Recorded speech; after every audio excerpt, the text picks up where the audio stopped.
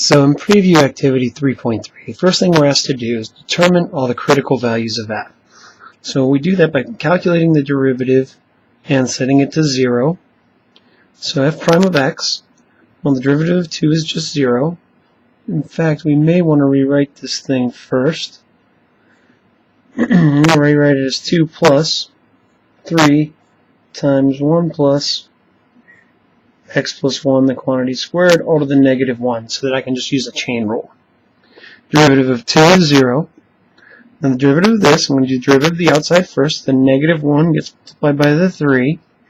Leave the inside alone. So everything in those parentheses is going to stay the same. Decrease the power by 1. Now times the derivative of the inside. Derivative of 1 is 0. Plus, now the derivative of this part here, pull the 2 down in front.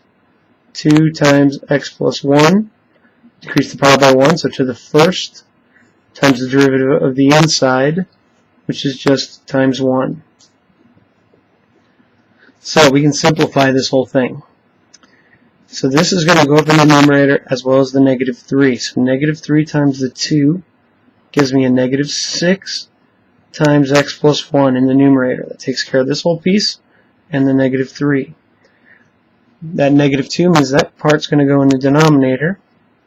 1 plus x plus 1 squared, that whole denominator squared. So we're going to set this to 0 and go ahead and find out where our critical values are.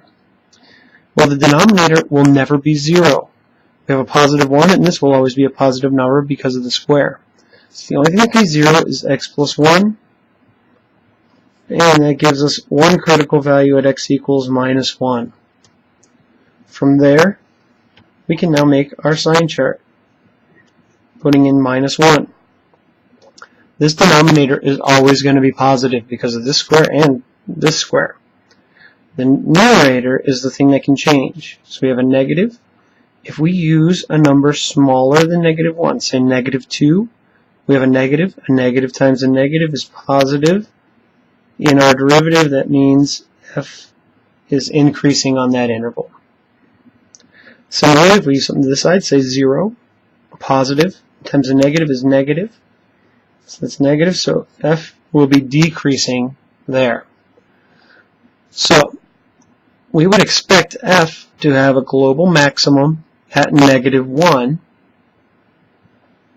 and its value is going to be f of negative 1, which equals 2 plus 3 over 1 plus negative 1 plus 1 squared.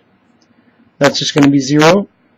So we have 2 plus 3, or a maximum of 5.